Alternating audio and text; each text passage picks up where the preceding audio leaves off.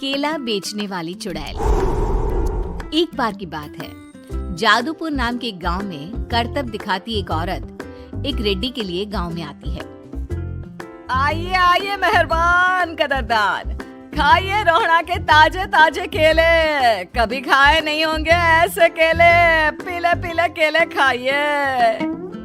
ये कहकर रोहड़ा हाथों में 4 केले लिए उन्हें सर्कल में जोर जोर से हवा में उछालती हुई करतब दिखाती है, जिसे देखकर आसपास के सारे बच्चे अपने अपने मम्मी पापा से उस औरत के पास जाने की जिद करने लग जाते हैं।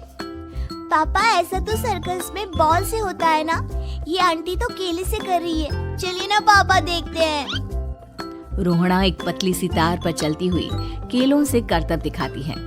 आते जाते सभी लोग बाहर रुककर उसके करतब देखते हैं और वाह वाही करते नहीं थकते। जैसे ही एक आदमी पास आकर उसे पैसे देने लग जाता है, तब वो कहती है, अरे नहीं नहीं साहब, मैं करतब तो बच्चों के मन को बहलाने के लिए करती हूँ।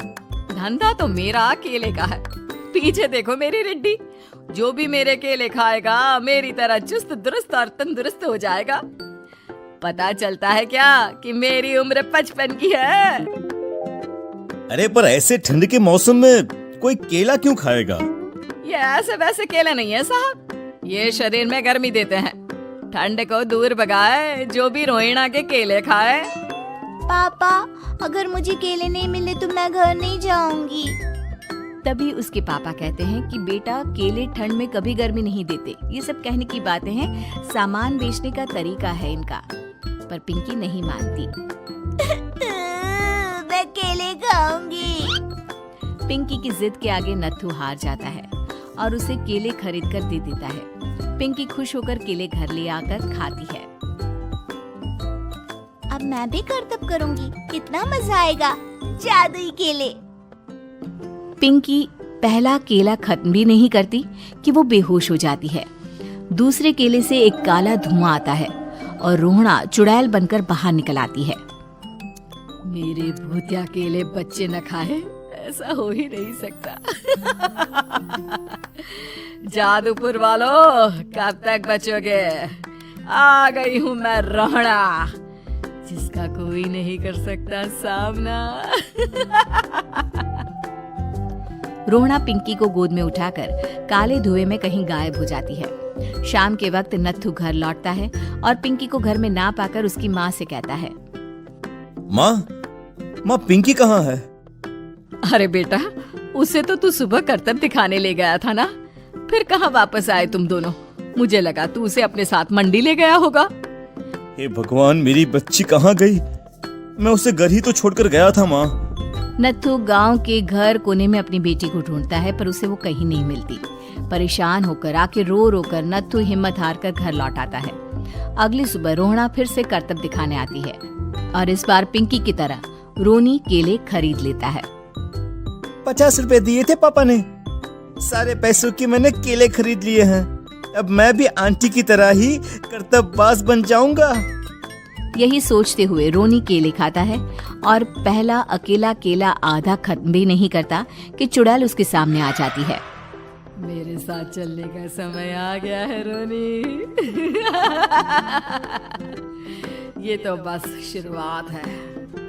अब इस गांव के सारे बच्चे धीरे धीरे मेरे कब्जे में होंगे, एक बच्चा भी नहीं बचेगा।